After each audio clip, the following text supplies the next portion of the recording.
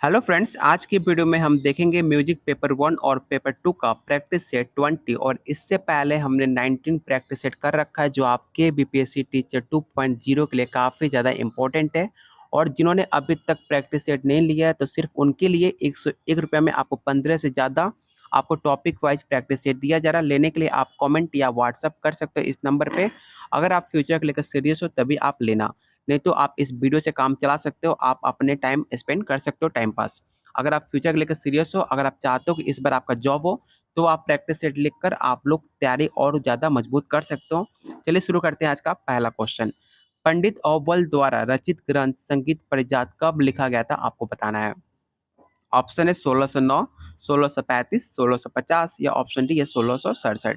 याद रखिएगा, पंडित अव्वल द्वारा रचित ग्रंथ परिजात आपके 1650 ईस्वी में लिखा गया था, जो आपके मध्य युग का सबसे महत्वपूर्ण एवं प्रसिद्ध ग्रंथ माना जाता है। तो ऑप्शन आपका सी राइट आंसर होगा।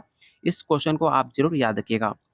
नाट्यशास्त्र में वाद्यों के लिए किस शब्द का प्रयोग किया गया था, आपको बताना है। इस क्वेश्चन को आप वीवाई क्वेश्चन टिक आउट कीजिएगा और याद रखिएगा इसका राइट आंसर ऑप्शन आपका सी हो जाएगा। और इस ग्रंथ में टोटल 36 अध्याय थे, ये भी आप याद रखिएगा।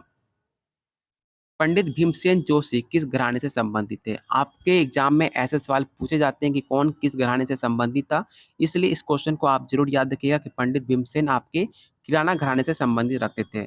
तो ऑप्शन आपका सी राइट आंसर हो जाएगा, इसे भी आप जरूर याद रखिएगा। और इसी घराने से आपके उद्गम बिनाकर उस्ताद बंदे अली खान भी बिलोंग करते थे आपके किराना खानदान से। तो ऑप्शन आपका सी राइट आंसर हो जाएगा।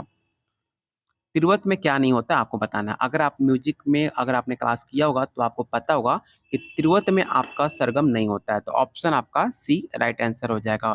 किसी तराने में जब पखावज या मृदंग के बोलों में मिश्रण किया जाता है तो उसमें आपका तिरवत कहा जाता है। तो आप उस तिरवत किसे कहा जाता है, इसे भी आप जरूर याद रखिएगा। आपके पेपर के अकॉर्डिंग आपके लिए काफ़ी जरूरत होगा। और जो आपको प्रैक्टिस ये दिया जा रहा है आपके सिलेबस और आपके प्रीवियस ईयर क्वेश्चन के अकॉर्डिंग दिया जा रहा है, जो सिर्फ आपको 101 रुपये आपको पे करना पड़ेगा। चलते हैं अगले क्वेश्चन पे। भरत की अचल बीना को तेरु श्रुति का क्या नाम था, आपको बताना है। याद रखिएगा, भरत की अचल बीना का तेरु श्रुति का नाम माजनी हुआ करता था। तो ऑप्शन आपका डी राइट आंसर हो जाएगा। कोमल गंधार के साथ त्रिव मध्यम का स्पर्श किस राग में लिया जाता है, आपको बताना है। कोमल गंधार के साथ त्रिव मध्यम के स्पर्श मधुवंती राग में लिया गया था, आपको पता होगा। ऑप्शन आपका बी राइट आंसर हो जाएगा, क्योंकि ये सवाल हमने पहले कर रखा हुआ है तो आपको पता होना चाहिए। किस गायन शैली में विशेष यप से बंदिश की विभिन्न लयकारी प्रदर्शित की जाती है? ख्याल, ठुमरी, टप्पा या ऑप्शन डी या ध्रुव। तो इसका राइट आंसर ऑप्शन आपका डी होगा। ध्रुव गायन शैली में विशेष रूप से बंदिश को विभिन्न लयकारी प्रदर्शित की जाती है। ध्रुव गंभीर प्रकृति का गीत है, इसे गाने में कंठ और फेफड़े पे ज्यादा बल पड़ता है। इस पॉइंट को आप जरूर याद रखिएगा, ऐसा मैं उम्मीद करता हूँ, क्योंकि आपके एग्जाम के दृष्टिकोण से काफी इंपॉर्टेंट पॉइंट है। श्रीनिवास के बीना के तार पर शुद्ध मध्यम कितने इंच पर स्थापित होता है, आपको बताना है। और इस क्वेश्चन को आपको वीवाई क्वेश्चन टिक आउट करना है। ऑप्शन है 27 इंच, 30 इंच, 28 या ऑप्शन डी या 32 इंच। तो श्रीनिवास के बीना का तार का शुद्ध मध्यम आपका 27 इंच पर स्थापित किया जाता है, जिसका मेरु और तार शब्द का बीच भाग का वो जो लंबा होता है 18 इंच लंबा होता है। ऑप्शन आपका ए राइट आंसर होगा, इसे आप जरूर याद रखिएगा। ख्याल के किस घराने में नोम तोम का लाभ किया जाता है, काफी इंपॉर्टेंट सवाल है। ऑप्शन है ग्वालियर, आगरा, किराना या ऑप्शन डी है जयपुर घराना। तो इसका राइट आंसर ऑप्शन आपका बी हो जाएगा। लक्षण गीत रचने वाला वायकार कौन हुआ करते थे, आपको बताना है। पंडित भातखंडे, आचार्य बृहस्पति या ऑप्शन सी है भरत मुनि या ऑप्शन डी है सारंग देव। काफी इंपॉर्टेंट सवाल है और इस क्वेश्चन को ऑप्शन ए आपका राइट आंसर हो जाएगा, इसे आप जरूर याद रखिएगा। परमिल प्रवेशक राग को पहचानिए, आपको बताना है कि परमिल प्रवेशक राग कौन सा होता है। पूर्वी होता है या भैरवी या मुल्तानी या ऑप्शन डी है मारूफ बिहाग। ऐसे क्वेश्चन आपके पेपर में जरूर पूछे जाते हैं, इस क्वेश्चन को आप याद रखिएगा और पेपर 2 वालों के लिए काफी इंपॉर्टेंट सवाल है। और इसका राइट आंसर ऑप्शन आपका सी हो जाएगा।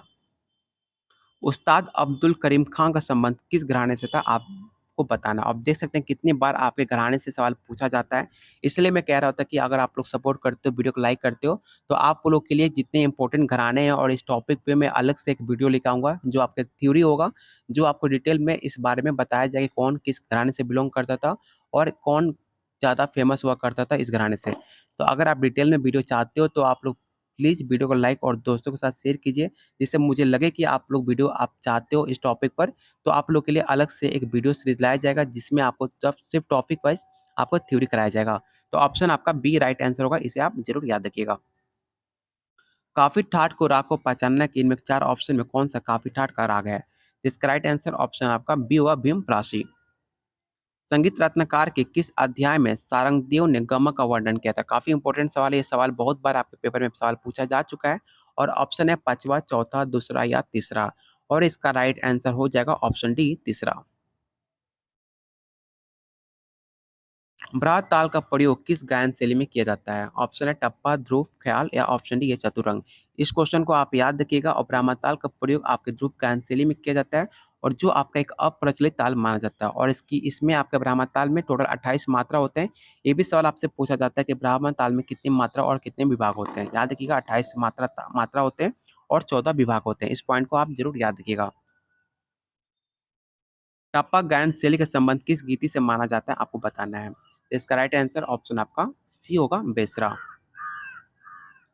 सारंगदेव ने संगीत रत्नकार में शुद्ध विकृत मिलाकर कितने कुल स्वर माने थे आपको बताना है। 12, 13, 17 या 19। इसका राइट आंसर ऑप्शन आपका डी होगा 19। आर की लयकारी क्या होती है आपको बताना है। ऑप्शन है 3/2, 2/3 या 5/3 या ऑप्शन डी है 7/3 और इस क्वेश्चन को आप विवेक क्वेश्चन टिक आउट कीजिएगा, पेपर 2 वालों के लिए काफी इंपॉर्टेंट सवाल है और याद रखिएगा सामान्य अर्थ में टेरी लयकारी जैसे 1 और 3, 2 आपको देखने को मिलता है। ऑप्शन आपका ए राइट आंसर हो जाएगा। अगला सवाल कह रहा है कि राग जिस स्वर में रहता है उस स्वर को क्या कहते हैं आपको बताना है। काफी इंपॉर्टेंट सवाल है। आज जो मैं टॉपिक आपको प्रैक्टिस सेट करा रहा हूँ ना, इसमें सारे क्वेश्चन काफी इंपॉर्टेंट है, इसलिए मुझे बार बार कहना पड़ रहा है कि ये सवाल इंपॉर्टेंट है, ये सवाल इंपॉर्टेंट है, क्योंकि मैं कोशिश करता हूँ जो सवाल मुझे लगता है कि हाँ इंपॉर्टेंट है, ये सवाल बहुत बार एग्जाम में पूछा जा चुका है, तो मैं आपके अपने तरफ से इसे नोट डाउन कर लेता हूँ, पॉइंट आउट कर लेता हूँ कि हाँ ये क्वेश्चन वीवीआई है, क्योंकि आप लोग इसे वीवीआई क्वेश्चन टेक आउट कर लीजिए, क्योंकि आपके एग्जाम में दृष्टिकोण से काफी इंपॉर्टेंट है और इस प्रैक्टिस सेट में मुझे सारे क्वेश्चन इंपॉर्टेंट लग रहे हैं, इसलिए मैं बार बार मुझे बोलना पड़ रहा है। अगला सवाल है कि राग जिस स्वर में रहता है उस स्वर को क्या कहते हैं? इसका राइट आंसर ऑप्शन आपका बी होगा, अंश स्वर कहते हैं। आगरा घराने के चौमुखी गायक कौन हुआ करते थे? काफी इंपॉर्टेंट सवाल है और आपको पता होना चाहिए कि आगरा घराने के चौमुखी गायक आपके उस्ताद फैयज खान को माना जाता है, तो ऑप्शन आपका डी राइट आंसर होगा। स्वर के समय के अनुसार उत्तर भारतीय रागों का कितने वर्गों में बांटा गया है? ऑप्शन है 3, 2, 5 या 10। तो इसका राइट आंसर ऑप्शन आपका ए होगा। स्वर एवं समय के अनुसार उत्तर भारतीय रागों को 3 भागों में बांटा गया है। आप 3 भागों को यहाँ पे आप देख सकते हैं और इसका स्क्रीनशॉट आप जरूर ले लीजिएगा अगर आपके पास प्रैक्टिस सेट नहीं है तो, क्योंकि मेरे मैक्सिमम जितने बच्चे जो वीडियो देखते हैं उनके पास मैक्सिमम बच्चे अभी तक टोटल बात की जाए म्यूजिक पेपर 1, पेपर 2 और पेपर 1 के लिए, तो 1+150 प्लस बच्चे ने अभी तक म्यूजिक का प्रैक्टिस सेट ले रखा हुआ है, जो उनके एग्जाम में काफ़ी ज़्यादा हेल्पफुल होगा। अगर मेरा बस चले तो मैं आपको व्हाट्सएप पे दिखा सकता, लेकिन व्हाट्सएप पे बहुत बच्चों का नंबर उस पे शो करता है, इसलिए मैं वहाँ पे नंबर आपको व्हाट्सएप दिखा नहीं सकता, लेकिन अगर मैं कोशिश करूँगा कि उसका स्क्रीनशॉट लेकर आपके पीडीएफ में शेयर कर पाऊँ, क्योंकि होता है ना कि ट्रस्ट नहीं बन पाता है कि पैसा पे करने पे उनका फ़ायदा होगा कि नहीं होगा। तो अभी तक 150 प्लस बच्चों ने ले रखा और बहुत बच्चे का स्टेट जो मेरे से म्यूजिक पेपर पढ़े थे, उनका बहुत बच्चों का म्यूजिक पेपर क्लियर भी होता। उन्होंने पहले से फिर से प्रैक्टिस सेट मेरे से लिया हुआ है, ठीक है? तो अगर आप सीरियस हो पढ़ाई को लेकर तो आप भी प्रैक्टिस सेट ले सकते हो, सिर्फ़ ₹101 में, जो आपके पॉकेट मनी से काफ़ी कम है। बस मैं चाहता हूँ कि आपका सिलेक्शन कैसे भी हो, आप चाहे कहीं से पढ़े हो, चाहे कुछ भी करो, बस आपका सिलेक्शन होना चाहिए, बस मुझसे यही मतलब है। अगला सवाल कह रहा है कि नृत्य सम्राट पंडित बिरजू महाराज का असली नाम क्या था? काफ़ी इंपॉर्टेंट सवाल है और आपको पता होना चाहिए कि सम्राट पंडित बिरजू महाराज का रियल नेम जो था वो आपके बृजमोहन लाल हुआ करता था और उनका जन्म 4 फरवरी 1938 को लखनऊ उत्तर प्रदेश में होता है। इसे भी आप जरूर याद रखिएगा और उनका पिताजी का नाम अच्चन महाराज हुआ करता था। तो ऑप्शन बी आपका राइट आंसर होगा। नाद के कितने गुण होते हैं? 2, 5, 3 या 4? तो नाद के आपके 3 गुण होते हैं। अगर आपने म्यूजिक पेपर 1 में पढ़ा होगा तो आपको पता होगा कि नाद के 3 गुण होते हैं और यहाँ पे तीनों गुण दिए गए। इसका स्क्रीनशॉट आप जरूर ले लीजिएगा। सावगुन क्या कहलाती है? आर, क्वार, ब्यार या ऑप्शन डी ये ढाई गुण? तो इसका राइट आंसर ऑप्शन आपका बी हो जाएगा। आपका सौगुन जो है वो आपका कुवार कहलाता है। ऑप्शन बी आपका राइट आंसर होगा। विदेशी ग्रंथ में मूर्छनाओं को कितने भेद में बांटे गए हैं? 12, 19, 40 या 56? तो इसका राइट आंसर ऑप्शन आपका डी हो जाएगा, 56। पंडित विष्णु दिगंबर फलस्कर के पिता कौन हुआ करते थे? तो आपके गोपाल फलस्कर हुआ करते थे, जिनका जन्म विष्णु दिगंबर का 1872 में हुआ था, 18 अगस्त को। तो ऑप्शन आपका डी राइट आंसर हो जाएगा। मुंबई के बिलगांव में हुआ था। ऑप्शन आपका डी राइट आंसर होगा। निम्नलिखित में कौन-सा राग भैरवीथात का माना जाता है? काफ़ी इंपॉर्टेंट सवाल है और इस क्वेश्चन को आप भी क्वेश्चन टेक आउट कर लीजिएगा और याद रखिएगा राग भैरवीथात का ऑप्शन डी आपका राइट आंसर होगा मालकोष। किस राग में दोनों मध्यम प्रयोग किए जाते हैं? काफ़ी इंपॉर्टेंट सवाल है और याद रखिएगा इसका राइट आंसर ऑप्शन आपका बी होगा। केदार राग को कल्याणथात जन्य माना जाता है जिसमें दोनों मध्यम और अन्य शुद्ध स्वर लगे होते हैं। तो ऑप्शन बी आपका राइट आंसर होगा। और आज का लास्ट क्वेश्चन रहेगा, ख्याल में क्या नहीं होता है? आपको बताना है कि जो आप ख्याल देखते हो वो वाला ख्याल नहीं है। एक पूछ रहा है कि म्यूजिक में जो ख्याल होता है उसमें क्या नहीं होता है? इसका आंसर आप लोग कमेंट बॉक्स में बताइएगा। जो बच्चे सीरियस हैं, जो अपने फ्यूचर में अपना जॉब लेना चाहते हो वही लोग कमेंट कीजिएगा और उनको पता होगा। अगर आपको इसका आंसर आपको पता नहीं हो तो आप लोग को सोचने के विचार करना है कि आपका लाइफ से जो है आपकी तैयारी कितनी चल रही है आपको पता हो जाना चाहिए। ठीक है? तो इसका आंसर आप लोग कमेंट बॉक्स में बताइएगा और जिन्हें प्रैक्टिस सेट चाहिए सिर्फ़ ₹101 में 15 से ज़्यादा आपको टॉपिक प्रैक्टिस सेट दिया जा रहा है सिर्फ़ ₹101 में। लेने के लिए आप इस नंबर पे कमेंट या व्हाट्सएप कर सकते हो और कोई भी आपके पास डाउट हो, कोई आपके पास समस्या हो, किसी भी रीज़न से आपके पेपर में या कोई आपको प्रॉब्लम हो तो आप मुझे यहाँ से कॉन्टैक्ट कर सकते हो, आपको हेल्प की जाएगी। मेरी तरफ से बस यही कोशिश रहती है कि आपको कोई प्रॉब्लम ना हो, आपका सिलेक्शन हो।